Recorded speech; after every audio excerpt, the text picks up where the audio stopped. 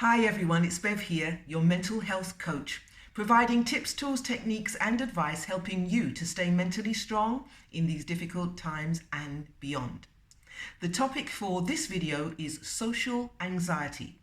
And what I want to do is explain what social anxiety is, how it manifests itself, the impact that it could have on your life, and then I want to leave you with a few pointers as to what to do if you suspect that you suffer with social anxiety.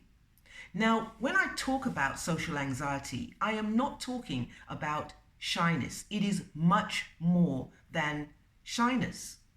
In fact, it is a mental disorder, if you will. Shyness can play a part, but people that suffer with social anxiety experience extreme discomfort in any social setting. They feel that people are watching them, judging them, and criticizing them. They hate being put on the spot, so they get anxiety if they have to say anything in a team meeting. Doesn't matter if it's on Zoom or Teams. They hate having to say a few words at a social gathering, even if it's their best friend's wedding. So you can imagine how they feel if they have to network, or if they have to go on a training course, or if they have to give a formal presentation. In fact, in some cases, they would rather die than give a formal presentation. They feel as if they are being observed by strangers, by people, and they feel as if they're being watched, and that gives them the shakes.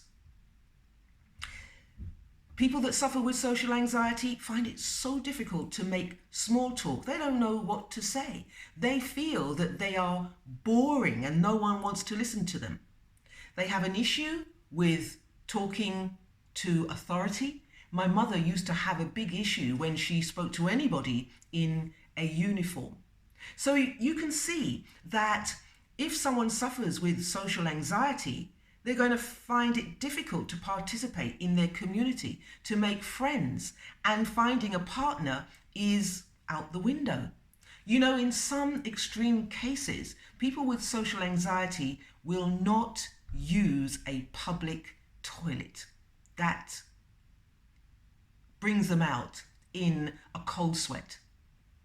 Now, why is this social anxiety an issue?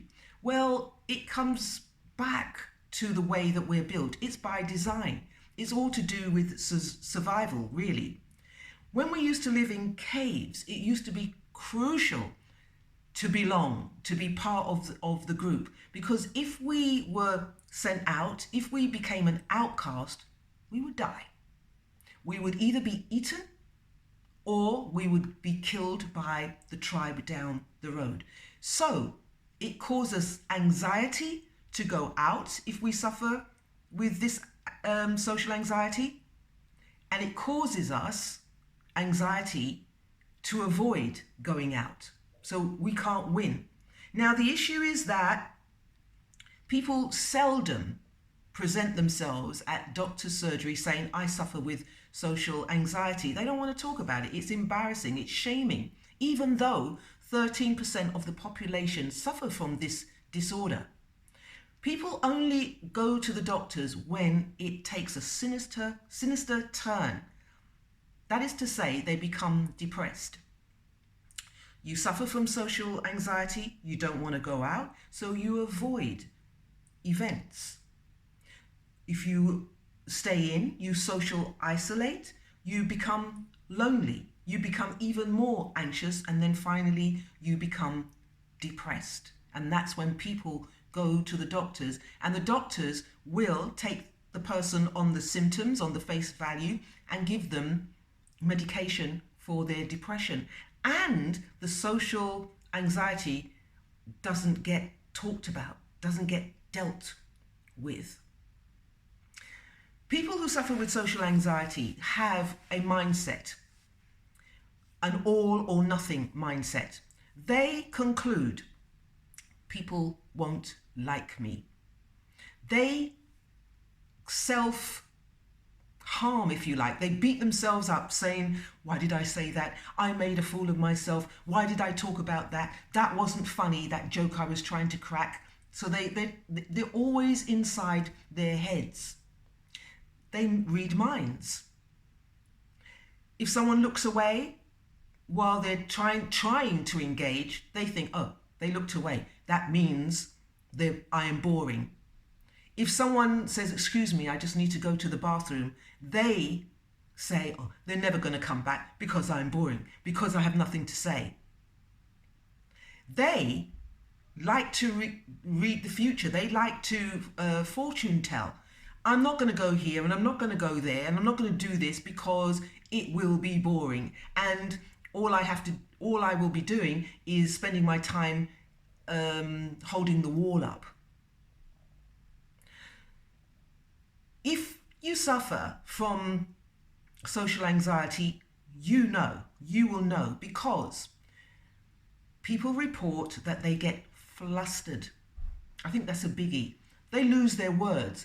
They don't know what to say next. They don't know how to small talk, as I've said. But if the room falls silent, they feel that they are responsible for the silence and they become really awkward. They get flustered. They may blush. In fact, a woman I know, she gets these red patches on her chest anytime she's in public. And people say that they sweat and they get into a cold sweat. And they think that everybody can see the sweat, see the flustering, and they become even more self-conscious and it becomes even more painful. In a research that researchers looked at to look at social anxiety, they asked a number of students to enter a big lecture hall. They pulled back 10 of the students and they asked them to put on a t-shirt, and this t-shirt had Superman on it or some famous character on the t-shirt. So they were conspicuous by the t-shirt. Now, the main people went into the lecture hall and they sat down. The 10 that they held back, they said, don't go into the main entrance, go in the side that the lecturer would enter. And they did that 10 minutes later. They went in, everybody looked up, and then went about their way. Afterwards, they asked the people that went through the side entrance with a t-shirt on, did you feel conspicuous? Did you feel that everybody was watching you? Did you feel put on the spot? And 50% of them said that we felt awkward, we were sweating, etc. They asked then the main audience, did you notice those 10 people walk in and find their seats and with these weird t-shirts on? Only 10% said that they noticed. You see, the point of that is that we think that people are watching us and criticizing us, and they're not.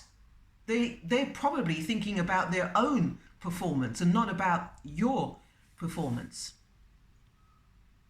So what can we do? What can you do if you suffer with social anxiety? And I have to say that all of us have a pang of social anxiety when we're going into a situation which is unknown. So what you can do is beware of your body language. First thing, 55% of face-to-face communication is body language. And it seems to me that that is not dimmed by Zoom or Teams or Skype or any online meetup place. So what about your body language? What about shoulders back? What about having a sense of, yeah, I am here, rather than making yourself small? You know, when we feel inferior, we don't feel comfortable, we want to hide, we just have that way about us. And so if you have a different body language, even though inside you might be trembling, no one can see the trembling of the inside. People will see the outside and take you at that face value. You know, you fake it till you make it. And along with the body language, give eye contact. Look people in the eye. If social anxiety is the monster, the big monster, you don't take your eye off the monster. You don't skulk away. You don't hide in the corner. You look that monster in the eye. Another thing you can do is disclose. Say something about yourself. If you find it difficult to make small talk, you have nothing to say something about yourself. I said something earlier on in this video. I said to you that my mother used to find it difficult talking to authority, you know, and that opens up the conversation. It allows someone to say, oh yeah, my parents had that issue as well. It might be their age, the sign of the times, or I have that issue as well. And it, again, opens up the conversation. Self-disclosure is a great interpersonal skill to have. And the last one I'm going to leave you with is ask questions. Ask. Find out about the person. Where do you work? What do you do? What don't you do? And make, you know, if they tell you that they work, I don't know what they could do. Okay, they give presentations on YouTube. So what's fascinating about that? How did you come to give presentations on YouTube? What's unique about the videos that you deliver? Ask questions, because people seldom get asked. Believe it or not, people seldom get asked because everyone is so busy focusing on how do I look, how should I stand, what should I say, that they don't ask questions. And you know, when you ask questions of somebody and you're really interested in that person, they're going to come away thinking that you were interesting for asking. So I'm going to leave it there. Have a nice day. Stay sane. Until next time.